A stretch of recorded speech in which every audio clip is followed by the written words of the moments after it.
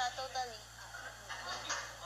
Di siya masyado pag tinanong mo siya, isang tanong, isang sagot. Hindi mo mag-iala. Pero somehow, iba na rin naman yung Iba na nga yung ano.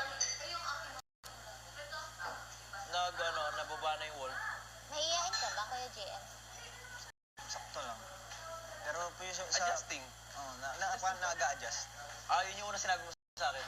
May mga tao kasi nga, all out. Unang kita mo pa lang, kilala mo na kagad yung ugali. May mga tao namang, somehow, reserved pa din.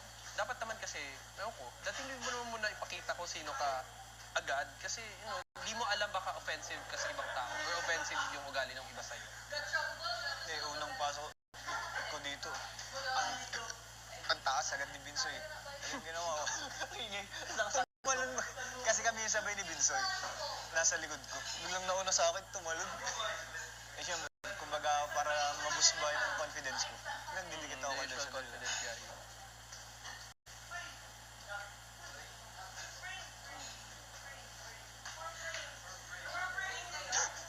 SMY,